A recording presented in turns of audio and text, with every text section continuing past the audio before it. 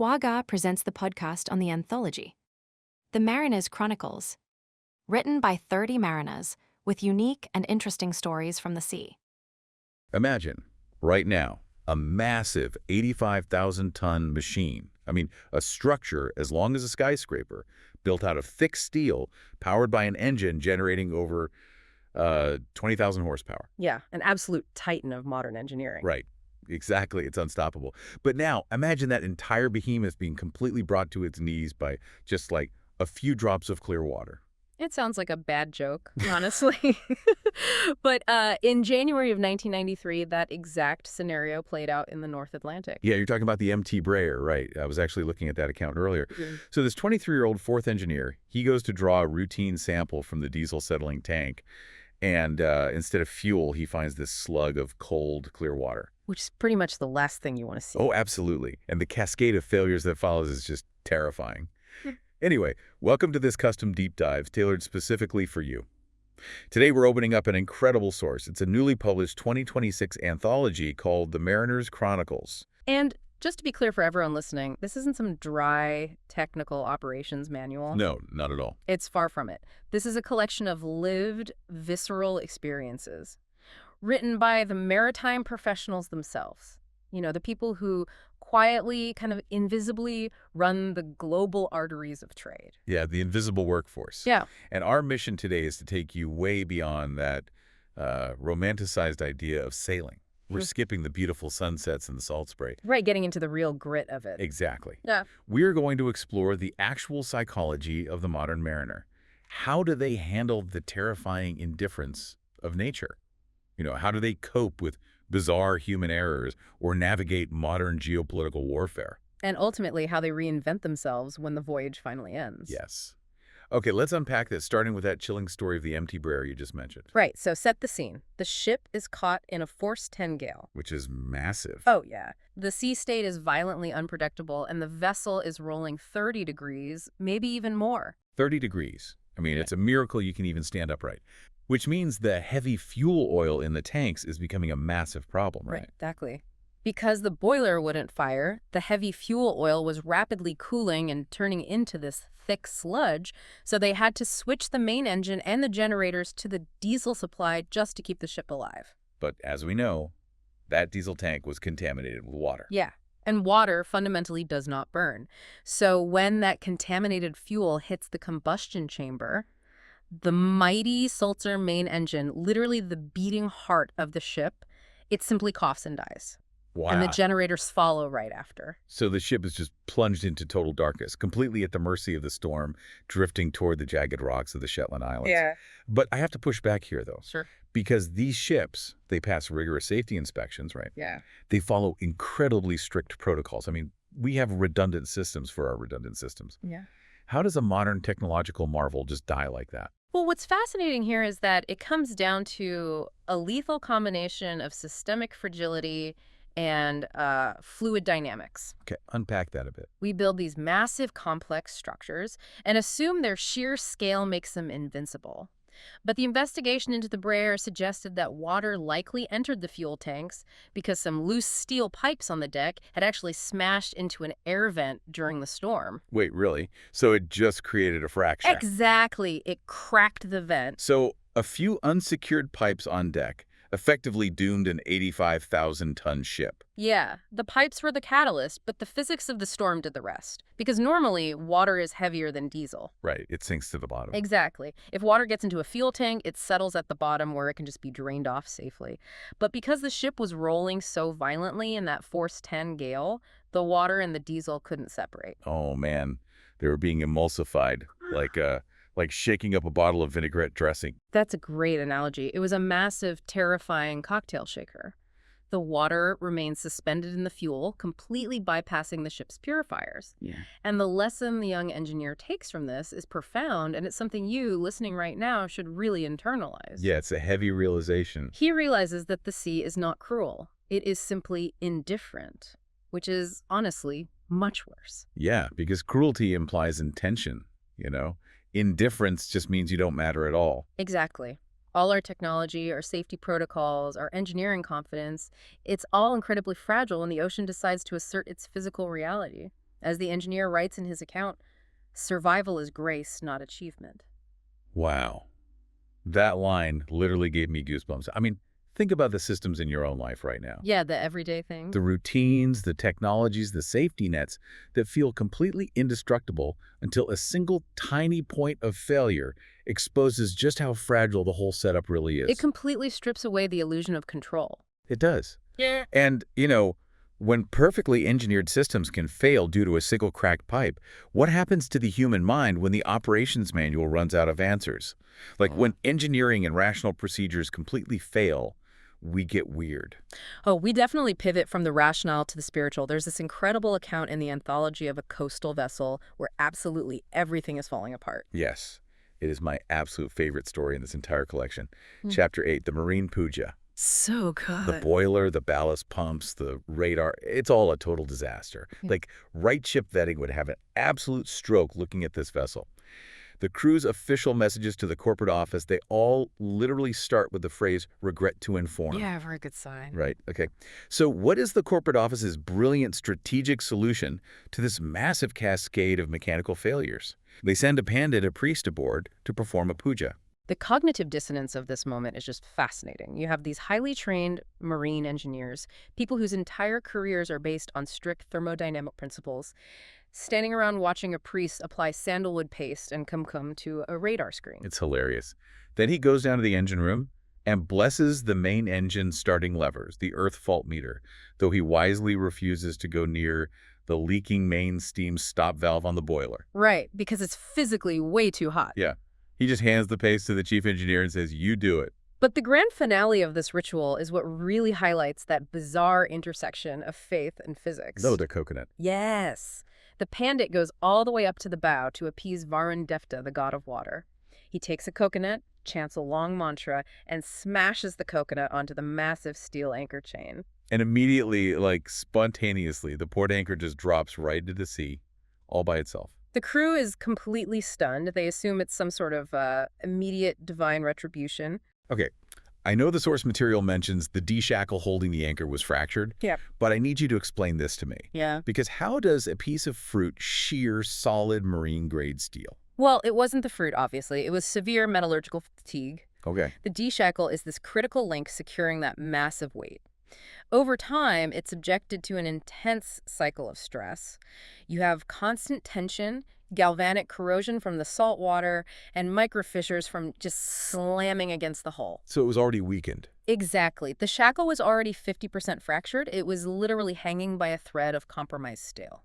The sheer, sudden kinetic impact of the coconut, as small as it was, provided the exact resonant shock needed to snap that final compromised layer of metal. That is insane. It honestly reminds me of being a kid and, like, blowing into a dusty vintage video game cartridge. Or smacking the side of a broken toaster. Yeah, the percussive maintenance. Right. It makes zero technical sense. A priest blessing a ballast pump is not going to fix a blown mechanical seal. Yeah. But we do it out of sheer, desperate hope. If we connect this to the bigger picture, it explains a tremendous amount about extreme stress environments.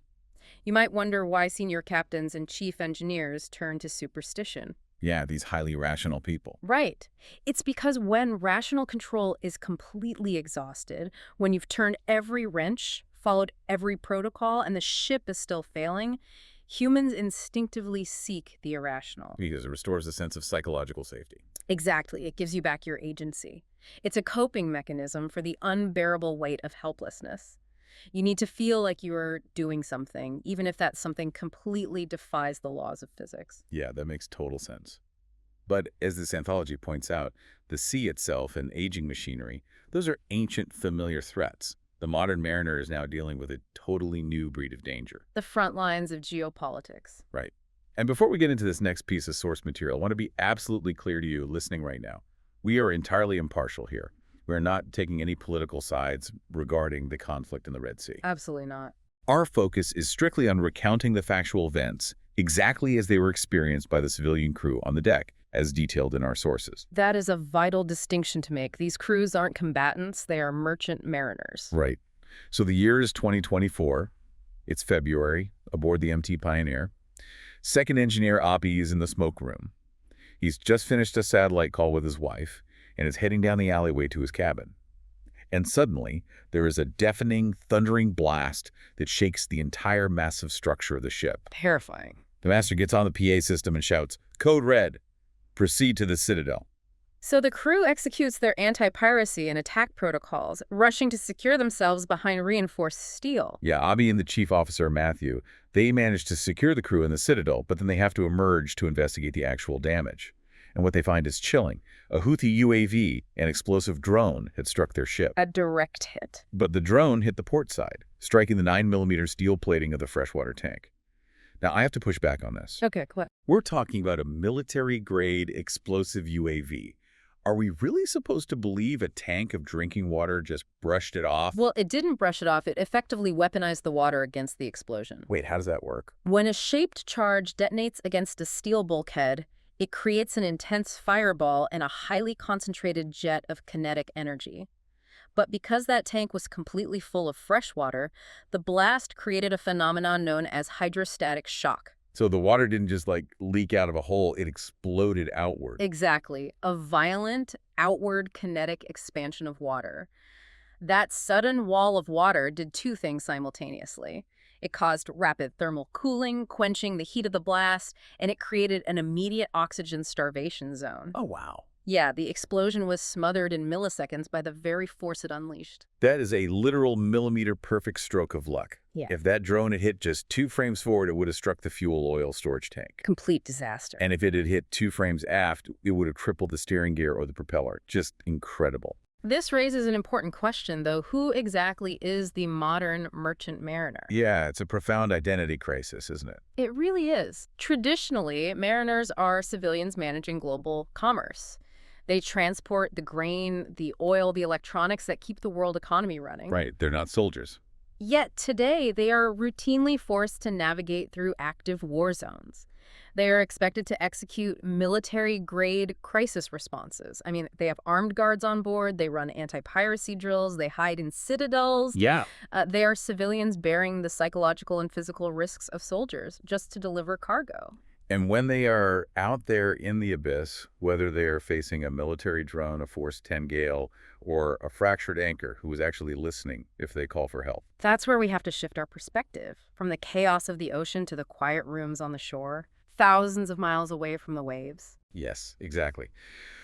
We're looking at an account from MRCC Mumbai, the Maritime Rescue Coordination Center. It's late May, pre-monsoon, it's hot, it's sticky in the city, and there's a female search and rescue, or SAR, officer standing in the ops room holding a cold mug of tea. Just a totally normal day. Yeah. She's staring at screens full of AI Ceres tracks, the automated tracking system that shows every ship's movement like a digital map. And suddenly she receives a COSPAS SARSAT distress signal. Right. It's a satellite ping from a 27-meter yacht called the Lady Thuraya, adrift in the Arabian Sea, nearly 600 nautical miles from the Indian coast. So she immediately issues an international safety net broadcast, asking all nearby merchant ships to keep a lookout. And shortly after, a massive merchant vessel, MVC, radios in. They say they've made visual and VHF contact with the Lady Thuraya. And they report that everything looks perfectly fine. All right, it seems like a classic false alarm. But here's where it gets really interesting. If a giant merchant vessel is looking right at the yacht and saying, hey, they're good, why doesn't she just log it as a false alarm and clear the board? Go home and drink a hot cup of tea. Because seasoned SAR officers know that the human eye at sea is incredibly unreliable. You trust data and intuition over visual assumptions. The ocean is notorious for optical illusions, shifting horizons, and, frankly, miscommunications. Yeah, I guess a 27-meter yacht looked like a literal speck from the bridge of a supertanker. Exactly that. Furthermore, this officer knew the mechanics of the distress beacon. The COSPAS SARSAT signal didn't just ping Mumbai, it went out to 9 global MRCCs simultaneously. Oh, I see. Yeah, a system glitch doesn't usually scream that loudly across the entire globe. She refuses to close the case. And thank God she didn't, because a day later, another distress signal pings from a different position. This time, no voice contact. The yacht had lost power entirely and was drifting helplessly in brutal seas. It's a nightmare scenario. It takes 4 days of relentless coordination, a massive search grid involving dozens of merchant vessels acting as a relay of lookouts before another ship finally finds them and sets up a tow line. It highlights such an incredible contrast. Out on the Arabian Sea, you have physical chaos. Screaming wind, terror, mechanical failure. Sure survival mode. But inside that air-conditioned room in Mumbai, you have this calm, data-driven global ballet of coordination, calculating wind vectors, analyzing satellite drift patterns, managing international communication across time zones. The SAR officer isn't physically pulling anyone from the water, but her absolute refusal to accept a comfortable assumption saved 4 lives. It's the triumph of pure, quiet competence. Absolutely. But while that SAR officer refused to let that yacht die at sea, the reality of this industry is that every vessel, no matter how many times it gets saved or how many storms it survives, eventually has a final day. Which takes us to the shores of Alang in Gujarat, the shipbreaking yards. Yeah. There's this beautiful, kind of melancholic piece by Rohit Agarwal in this collection. Rohit leaves his life at sea because he wants to find grounding ashore. He wants to know his daughter's favorite color. A very human desire. Yeah, he ends up working as a safety supervisor at Alang, a place where ships literally come to be dismantled. And one morning, a ship arrives on the tide to be cut apart.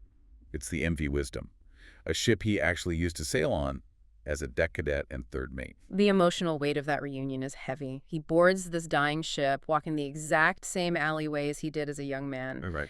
And on the bridge, he finds a laminated voyage plan. On it, faint but still there, is his own handwriting from years ago. Fair winds, keep her steady. Wow. He sits in the captain's chair one last time while deep below him the ship's steel heart is literally being carved out by blowtorches.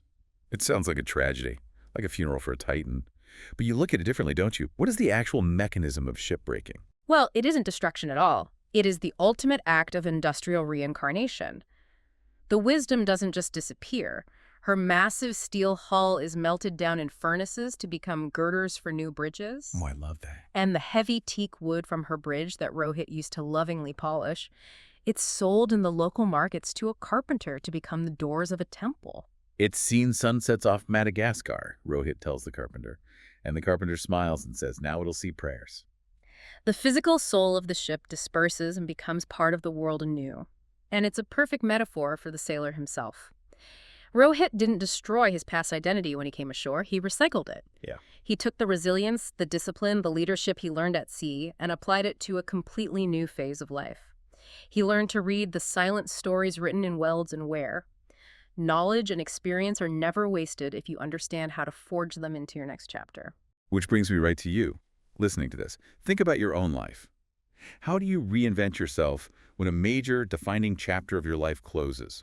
Like when a career ends or a relationship shifts or you pack up and move to a new city. Do you let it break you? Exactly. Do you let the end of that era break you? Or do you take the steel and the teak of your past experiences and recycle them into something entirely new? It's the ultimate test of human adaptability. We've covered incredible ground today. We started with the terrifying, indifferent power of fluid dynamics, snapping a massive ship's lifeline.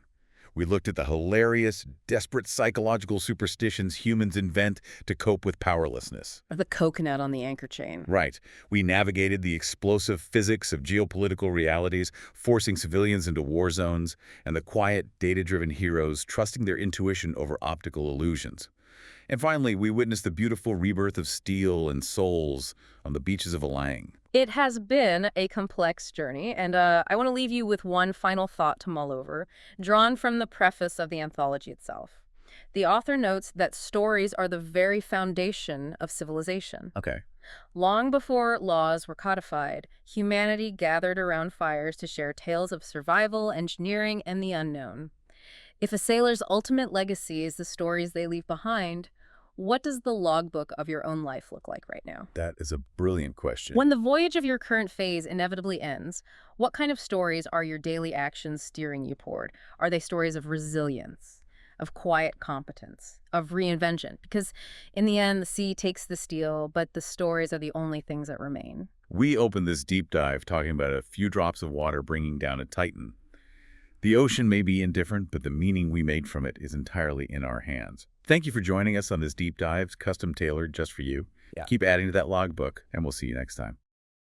Hope you enjoyed the podcast and would be keen to read all stories in the book The Mariners Chronicles.